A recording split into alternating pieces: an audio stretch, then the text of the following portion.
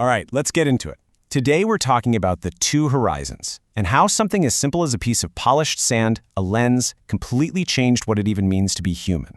So, let's start with this. It's a really powerful idea. For like 99.9% of human history, we've been living inside a sensory prison. Think about it. Our reality was totally shaped by our own biology.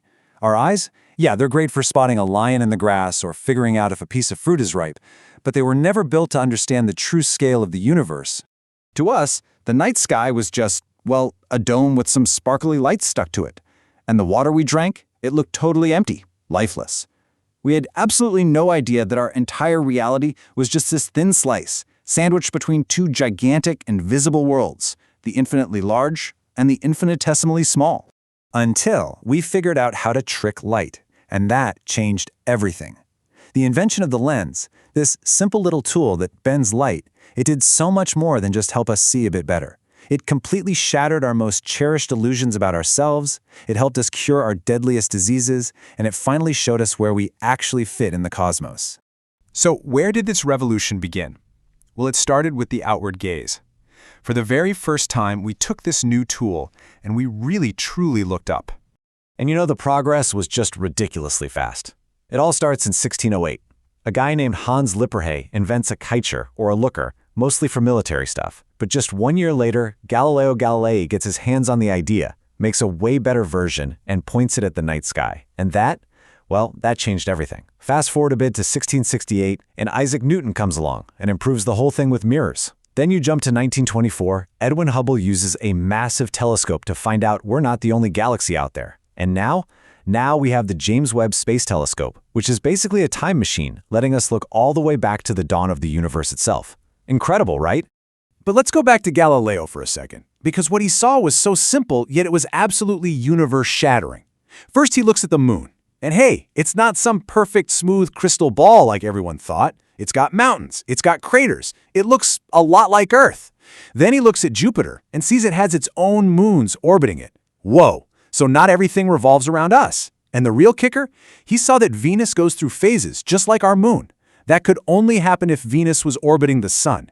Game over for the old model. And that's the key takeaway here. The telescope gave us the cold, hard proof. We were officially demoted. Earth wasn't the center of creation anymore. We were just a damp rock spinning through a vast, cold void. And this wasn't just some minor update for astronomers, you know? This was a deep, fundamental lesson in humility. The truth was out there, and once we saw it, there was no going back. Okay, but that's only half the story. Because at the exact same time we were learning to look out, a parallel revolution was happening.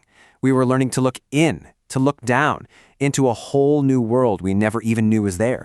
So in 1665, this English scientist, Robert Hooke, puts out a book called Microscope, and it just blows people's minds. I mean, he showed them what a common flea looked like up close. It was like a hairy, armored monster. But his biggest find, the one that really mattered, came from looking at a super thin slice of cork.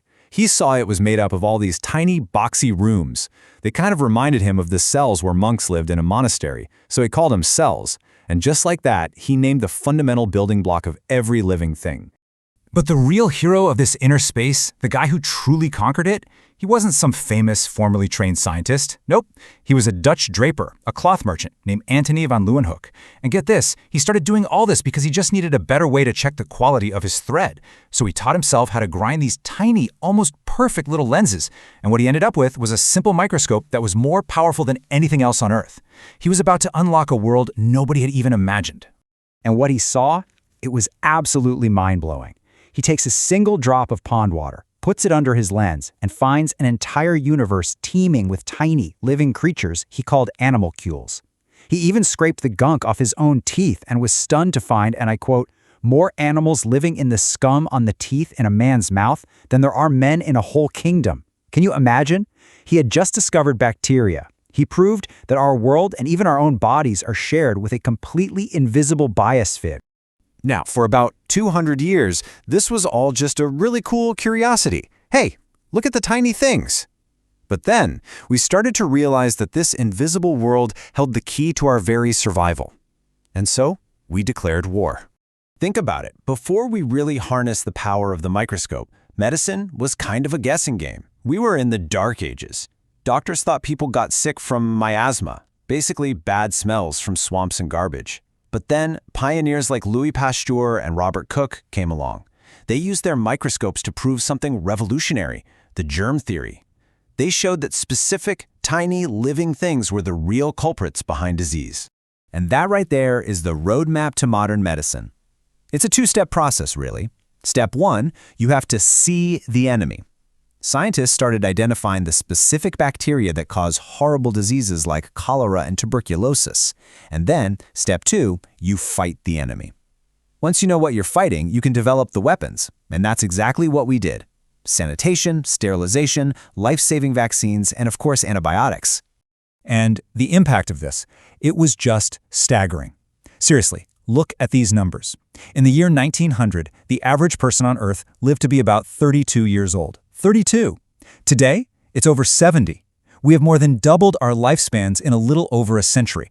And that incredible leap is almost entirely because we finally won the war against an enemy we first had to learn how to see. And here's a little fact that might just change the way you think about, well, yourself. Your body isn't just you. It's an entire ecosystem. You've got about 30 trillion human cells making you up, but you're also home to around 39 trillion microbial cells. Yeah, you heard that right. We are quite literally more them than we are us. So we've got these two amazing journeys, right? One looking out into the vastness of space, the other looking down into the tiny world of the cell. Now, let's bring it all together and see how these two paths converge to shape how we see everything today. But we wanted to see even deeper, right? So deep that light itself wasn't good enough anymore. So we invented the electron microscope. This thing can magnify up to 2 million times. It doesn't even use light, it uses electrons. And with it, we could finally see things like viruses, the tiny machines running our cells, and even the beautiful double helix of our own DNA. That, right there, kicked off the entire age of molecular biology. So after all this, what are the big lessons we learned from these two incredible tools? It really boils down to this. The telescope, it taught us that we're cosmically insignificant, just a tiny speck of dust in an unbelievably huge universe. But then, the microscope taught us the exact opposite lesson, that we are biologically vast. Each one of us is like a walking galaxy, a whole universe for the trillions of tiny creatures living inside us. And this all leads to a really profound idea, I think. Okay, so we're not the physical center of the universe. We got that memo. But our consciousness, our ability to understand, that holds a really unique and meaningful place. We are the bridge. We're the one scale of existence that can actually see and comprehend both the tiny atomic machinery of life and the grand epic sweep of the entire cosmos. That's pretty special.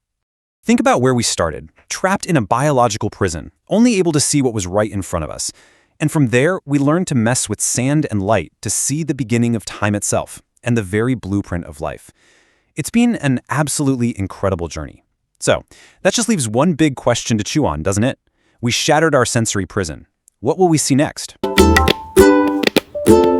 Please like and subscribe.